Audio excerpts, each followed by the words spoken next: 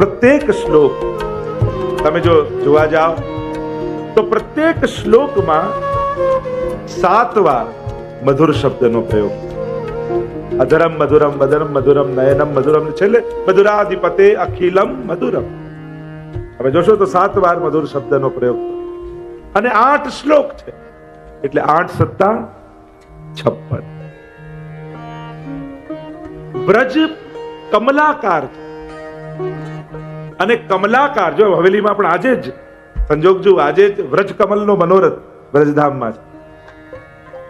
વ્રજ કમળાકાર છે અને એની 56 પાંખુડીઓ છે. વ્રજ કમલનો મનોરથ હોય પ્રાય જ્યારે કરતા હોય ત્યારે એક એક નામ લખતા હોય, આ સ્થાન એમાં વિભિન્ન સામગ્રી હોય અને મુખ્ય બ્રજના લીલાના 56 સ્થાનો છે અને 56 સ્થાનોમાં જ્યાં જ્યાં લીલા થઈ રહી છે અને આ લીલા થઈ જ રહી છે, ચાલુ જ છે, થઈ હતી એમ નહીં કહું, અને ત્યાં ત્યાં પ્રભુએ જેના પર જે રીતે કૃપા કરી એ 56 ગોપીજન આજે સ્વામીજીના મુખેથી પોતપોતાના સ્વ આનંદને, સ્વ અનુભવને સ્મરણ કરી અને ગાઈ રહી. પુષ્ટિ માર્ગમાં એમ જોવા જાઓ તો વર્ષ દરમિયાન મુખ્ય 56 ઉત્સવો માનવામાં આવે. 56 ઉત્સવો વર્ષ દરમિયાન કરવામાં એમ કહેવાય. અને એટલા માટે આ મધુરાષ્ટક એ કોઈ સાધારણ સ્તોત્ર નથી.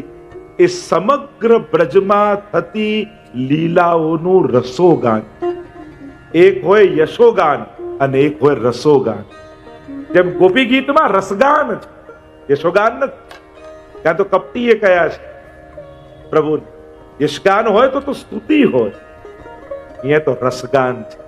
જે રસાનુભવ ગોપીજનો કરી રહ્યા છે યા કર્યો ઠાકોરજી સાથે, અને ત્યાં જે જે લીલા જે માધ્યમથી થઈ એ ચારે આપણે કહીએ ને રૂપ માધુરી, નામ માધુરી, ધામ માધુરી અને લીલા માધુરી, આ ચારે માધુરી દ્વારા ગોપીજનોએ માધુર્યને ગાયો, મધુરતાને ગાયો છે. અને એટલા માટે ટીકામાં આચાર્યો કહે મધુરાધિપતે રખિલમ મધુરમ, એટલે આપણને થાય મધુરાના અધિપતિ, તો મધુરા કોણ? ત્યારે ગુસાઈજી પ્રભુ ચરણ આદિ આચાર્યો સમજાવે છે મધુરા એટલે રાધા. મધુરા એટલે રાધાજીની અધર પર રહેલો રસ, એ અધરામૃત, અને એના અધિપતિ એટલે શ્રી કૃષ્ણ. આચાર્યોએ તો કહ્યું એ રસનો અનુભવ કરવા જ પ્રભુનું પ્રાગટ્ય ભૂતલ પર. મધુરાધિપતે અખિલમ મધુરમ, એ અખિલ મધુર છે. સગુણ સ્નેહી સકળ વ્રજમાં પોલિયા વાળા કરે વિવિધ રસદાનજી, એ લીલા મારે મન વસો જે ભક્ત માંગે માનજી. તો સકળ વ્રજમાં પોડી અને સકળ વ્રજમાં જે લીલા થઈ રહી છે એ કઈ લીલા થઈ રહી છે? આ 56 સ્થાનોમાં જે વિભિન્ન લીલાઓ થઈ રહી છે એ લીલા મારે મન વસો અને ભક્ત માંગે માનજી. અને ભક્ત માંગે માન, કયો માન માંગે? અને માન કયું? સન્માન કયું? અધિકાર અનુસાર કૃપાનું દાન કરવું એ જ ભક્તનું સન્માન. અધિકાર અનુસાર સેવાનું દાન કરવું એ જ ભક્તનું સન્માન છે. તો એ સકળ વ્રજમાં પહોંચ્યા, તો એ સકલ વ્રજ કયું છે? તો કે આ 56 સ્થાન. વ્રજ કમળ જુઓ ને તમે, ઉપર 8 પાંખુડી હોય, પછી 16 અને પછી 32, આ રીતેનો ક્રમ હોય. આપણે ત્યાં અમુક આંક બહુ મહત્વના છે પુષ્ટિ માર્ગમાં. જેમ 9 નો આંક છે, 11 નો આંક છે, 56 નો આંક છે, 84 નો આંક છે, 108 નો અંક છે. એમ અમુક અંક બહુ મહત્વના. 56 અંક એ બહુ રસાત્મક ભાવ. અનેક પ્રકારના ભાવો એ 56 આંકના માનવામાં આવે. આ 56 પ્રકારના ઉત્સવો, 56 પ્રકારની ભક્તિનો વિશેષ કયો છે, અને એ જ પ્રકારથી 56 પ્રકારનો રસાનુભવ ગોપીજનોએ વ્રજમાં કર્યો. અને એટલા માટે દરેક શ્લોકમાં 7 વખત અને 8 શ્લોકોમાં 56 વખત. અને એટલા માટે આપણે ત્યાં સૌથી મોટો મનોરથ કોને કહેવાય? તો કે 56 ભોગનો મનોરથ. 56 ભોગનો મનોરથ એટલે એ કોઈ 56 ટાઈપની સામગ્રી ધરી હોય એને જ ન કહેવાય. આપણે ત્યાં ભોગ શબ્દ 56 ભોગ, 3 શબ્દો બહુ વિશેષ હોય. ઠાકોર સામે જયારે ધરીએ ને, સામગ્રી, પ્રસાદ અને ભોગ. ધરી ન હોય ત્યારે એને સામગ્રી કહેવાય. આરોગી લીધી હોય અને સરાવીએ ત્યારે પ્રસાદ કહેવાય.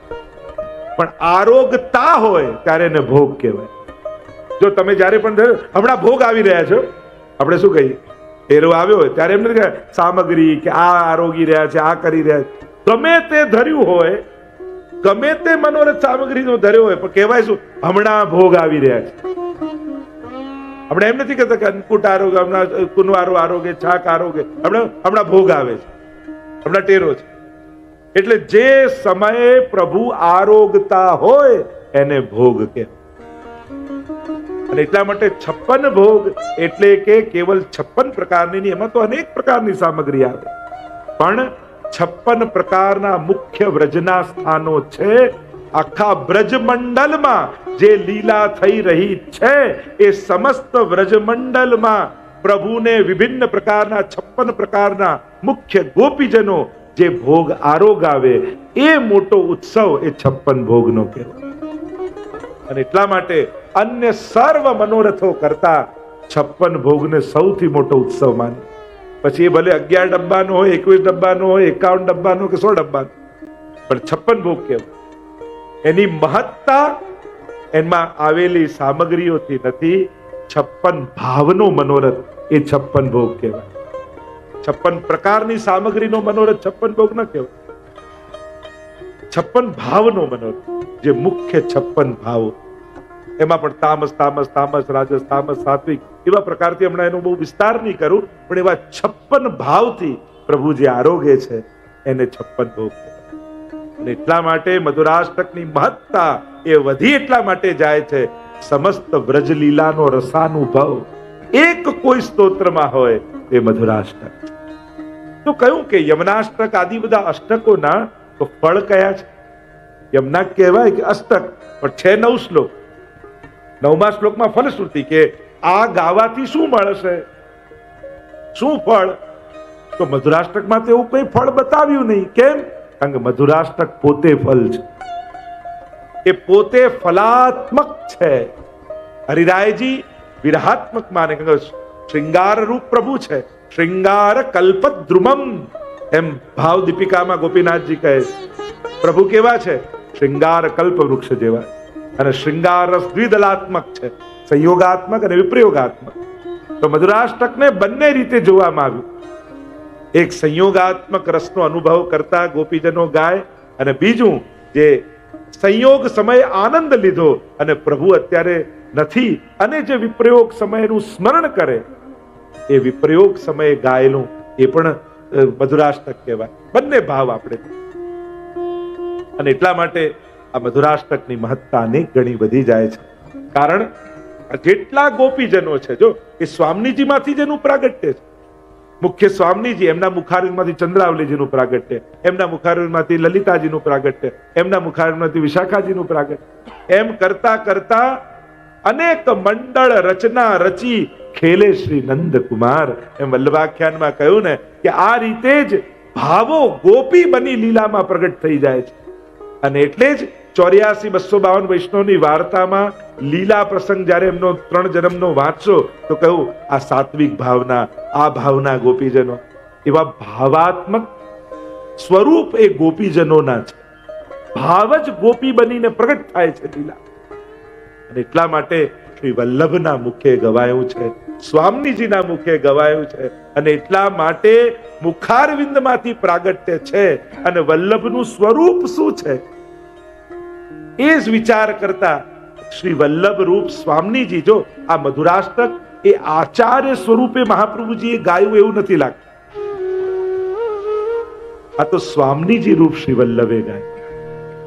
અને એટલા માટે જ આમાં માધુર્યની પ્રધાન.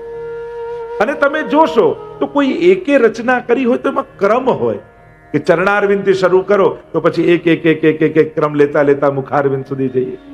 એ તમે કપિલ ભગવાન ભાગવતજીમાં જ્યારે પ્રભુના સ્વરૂપનો ધ્યાનનો પ્રકાર બતાવે છે તો એમાં કોઈ ક્રમ ચરણારવિંદથી લેતા લેતા છેક મસ્તકના મુગટ સુધીનો ક્રમ છે.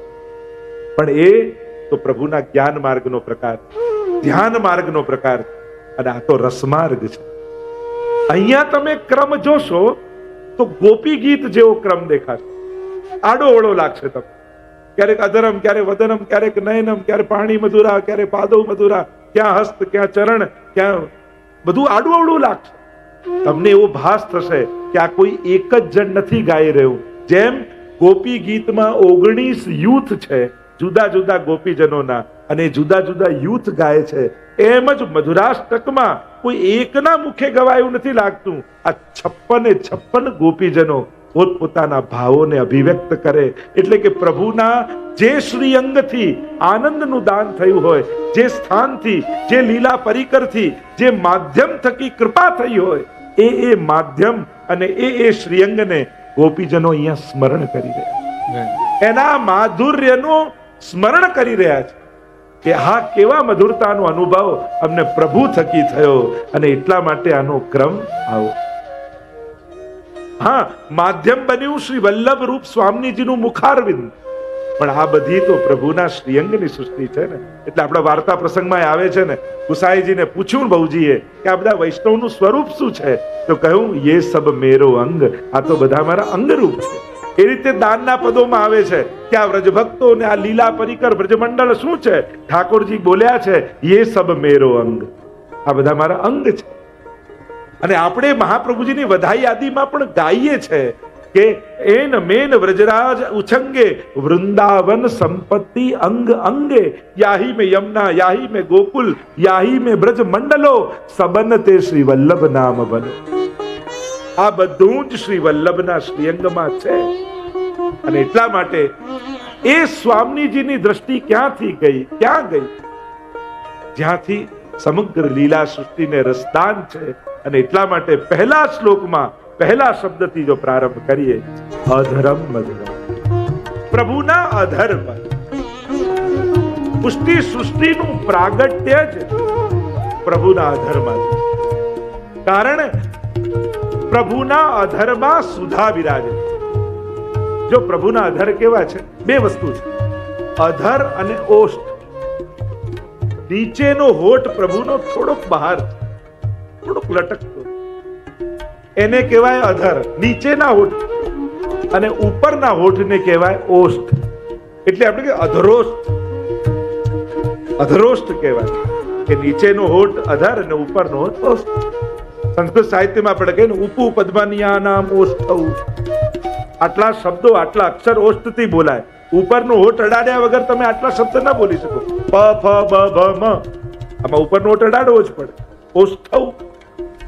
અને એના અર્થો પણ બતાવ્યા કે જેને આ સુધા મળે, અધરામૃત મળે, એને આ પાંચે જતા રહે.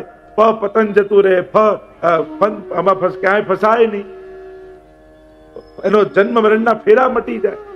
બ બંધન જતા રહે, મ એને મોહ ન થાય. એની પણ ઘણી બધી ચર્ચા એમાં હમણાં નથી જતા. તો એ ઓષ્ઠવ તો નીચેનો હોઠ અને ઉપરનો. અધરમ મધુરમ, પુષ્ટિ સૃષ્ટિનું પ્રાગટ્ય, પુષ્ટિ સૃષ્ટિને ફલદાન કૃષ્ણ તત્વની લીલામાં જ્યાં સુધી પ્રભુના અધર પર બિરાજતી સુધા એનું દાન પ્રભુ ન કરે ત્યાં સુધી લીલા રસનો અનુભવ ન થાય, ત્યાં સુધી અધિકાર સંપાદન ન થાય, ત્યાં સુધી એને ફલરસનો અનુભવ, ફલાત્મકતાનો અહેસાસ ન થાય. અને એટલા માટે કૃષ્ણ ચરિત્રમાં, કૃષ્ણ સ્વરૂપમાં બે તત્વનું બહુ જ મહત્વ છે. કારણ કે બે પ્રકારની ભક્તિ છે, ચરણારવિંદની અને મુખારવિંદ. મુખારવિંદની ભક્તિ એ તાપાત્મક છે અને ચરણારવિંદની ભક્તિ શીતલ. અને એટલા માટે અધર પર રહેલી સુધા અને ચરણમાં રહેલી રજ, આ બેનું વિશેષ મહત્વ. કારણ કે ચરણ કરતા પણ એની નીચે જે રજ રહેલી છે એની ગાથા આજ સુધીના સર્વ ભક્તોએ, સર્વ મહાત્માઓએ ગાઈ. ચરણ મળે તો સૌભાગ્યની વાત છે, પણ રજ મળી જાય ને તોય ભક્તોના ભાગ્ય ઉગડી. રજની મહાત્મા ગાયું છે. એ રીતે અધર પર રહેલી સુધાનું મહાત્મ્ય ગવાય. એટલે જ આપણે ત્યાં તો કહીએ ને કે ચરણમાં પડેલા જીવો એ જ્યારે સુધા માટે લાલાયિત થતા હોય કે અમે તો ચરણમાં પડ્યા છીએ, અમને અધરની સુધા ક્યારે મળે? અમારી પાસે કોઈ સાધન નથી, આવડત નથી, અમારી પાસે કોઈ યોગ્યતા નથી, શું કરીએ? તો ત્યારે પ્રભુ કૃપાળુ બની જે દર્શન થયા માર્કંડેય મુનિ આદિને, વટના પત્તા ઉપર બાલકૃષ્ણલાલ ઓઢેલા છે અને ચરણ અંગુષ્ઠને મુખમાં પધરાવીને કિલ કિલ કિલ કિલ કિલકારી કરી દે. ચરણના અંગુષ્ઠને મુખમાં પધરાવે, ભાવ એ બતાવ્યો. ચરણમાં પડેલા જીવો જ્યારે લાલાયિત થયા કે અધરામૃત ક્યારે મળે? સાધન નથી, યોગ્યતા નથી. પ્રભુ કે પણ હું તો કૃપાળુ છું ને. અને કૃપા એને જ કહેવાય, જીવે કરવાના સાધન પ્રભુ પોતે કરી અને ફલનું દાન કરે, એ જ તો કૃપા છે. અને પ્રભુ ચરણમાં પડેલા જીવોને અધરામૃતનું દાન. તો જે અધર સુધાની વાત છે, પુષ્ટિ સૃષ્ટિનું તો પ્રાગટ્ય જ અધરમાંથી, અધરમાં રહેલી સુધામાંથી. એટલે જ આપણે ત્યાં બે પ્રકારની સૃષ્ટિ માનીએ ને, એક બિંદુ સૃષ્ટિ અને બીજું નાદ સૃષ્ટિ. આપણે ત્યાં એ ભાવના છે કે જ્યારે ઠાકોરજી અધર પર વેણુ પધરાવીને વેણુ નાદ કરે છે અને નાદ સાંભળી અને નાદમાં પધરાવેલી સુધા સંબંધ થતા જે વ્રજભક્તો દોડી દોડીને ઠાકોરજી પાસે આવે, એ પ્રભુની નાદ સૃષ્ટિ, એટલે કે એ વૈષ્ણવી સૃષ્ટિ. અને વેણુનાદ કરતા અધરમાંથી જે બિંદુ પડે ત્યારે પ્રભુ વેણુનાદ કરતા હોય અને એ સમયે સુધા અધરમાંથી સરે અને સ્વામીજી એને ઝીલી લે અને એ જે બિંદુમાંથી પ્રાગટ્ય થયું એ બિંદુ સૃષ્ટિ કહેવાય. અને એ આપણે ત્યાં વલ્લભ કુલને માનવામાં આવે. અને આમ બિંદુ સૃષ્ટિ અને નાદ સૃષ્ટિ એ બંનેનું પ્રાગટ્ય સુધા સંબંધમાંથી. અને એટલા માટે અધરમ મધુરમ, આ અધરનું માધુર્ય માનવા. અને એટલા માટે જ આપણે ત્યાં કહેવાય ને, આ ગોપીજનો બે જણા પર બહુ ઈર્ષા કરે, એક વેણુ ઉપર અને બીજું પર નકવેસરના લટકતા મોતી ઉપર. કારણ કે ગોપીજનોને એમ થાય કે પ્રભુના અધર પર રહેલી સુધા પર અમારો અધિકાર અને અમને મળતું નથી ને બીજાને પ્રભુ વાટી દે છે. અને એટલા માટે ગોપ્ય કિમાચરદયમ કુશલમ સ્વવેણુ દામોદરાધર સુદામપી ગોપિકાનામ ભુંક્તે સ્વયં યદ વસિષ્ઠ રસમ રુદિન્યો ઋષ્યત્વ ચોશ્રુ મુચસ્તરવો યથાર્યા. એવું કયું સત્કર્મા વેણુએ કર્યું કે અમારા ભાગની સુધાએ લઈ જાય છે? અમે શ્રુતિ રૂપા છીએ અને વેદથી વધારે ધર્મ કોણ જાણી શકે? એવો કયો ધર્મ કર્યો જેને અમે જાણતા નથી? આ સુધાના ભોગતા તો અમે છીએ. પછી કહ્યું કે વેણુ તો માધ્યમ બનીને વાંટે છે. અને એટલા માટે કોણ તપતે કીનો, વેણુને પ્રશ્ન કરે છે, આવું કયું તપ કર્યું? એ તો આગળ વેણુર મધુરો એમાં ચર્ચા કરી. અને બીજી ઈર્ષા આવે નકવેસરના લટકતા મોતી ઉપર. એ મોતી તું છીપ કે કૌન તપસ્યા कीन और कंचन के बीच बैठकर अधरन को रस पी. એવું તે કયું તપ તે કર્યું છે જેના માટે અમે લાલાયિત છીએ અને તને એવી સુવિધા કે સોનાના સિંહાસન પર બેસી પેલું મોતી એવું અધર પર લટકતું હોય નકવેસર. તમે ઠાકોરજીના નકવેસરના લટકતા મોતીને જુઓ તો તમને એમ લાગે જાણે સુખ આવીને એ બિંબા ફળને ખાતું ન હોય. આચાર્યોએ તો ટીકામાં, મધુરાષ્ટકની ટીકામાં એવા સુંદર સુંદર અર્થો કર્યા છે. પ્રભુનું સ્વામીજીનું તો પ્રાગટ્ય જ આના માટે, પ્રભુનું તો પ્રાગટ્ય જ આના માટે છે એમ કહ્યું. પણ ફરિયાદ નોંધાવે છે કે એવું કયું તપ કર્યું કે સોનાના સિંહાસન પર બેસીને આ મોતી અધર સુદાને પીએ છે. અને ત્યારે મોતી કહે છીપ તજા છીપી તજી અધબીચ ગયો વિધાઈ તડપત હું લટકત હું પણ તડપ તડપ રહે જાય. કે હું પણ લટકું તો છું પણ મને મળતું નથી, એ લાભ તો મને મળતો નથી. એવી દુર્લભ આ અધરની સુધા છે. અને આચાર્યો તો ટીકામાં કહે છે પ્રભુના અધર છે ને એ લોભાત્મક છે, એમ લોભી છે. જલ્દી કોઈને સુધા આપતા નથી. એ તો પ્રભુ કૃપા કરીને દાન કરે તો જ મળે, બાકી આનો અધિકારી જલ્દી કોઈ છે નહીં. શ્રી વલ્લભની દ્રષ્ટિ પહેલી જ અધર પર ગઈ. કારણ શ્રી મહાપ્રભુજીનું તો સ્વરૂપ જ સુધાત્મક.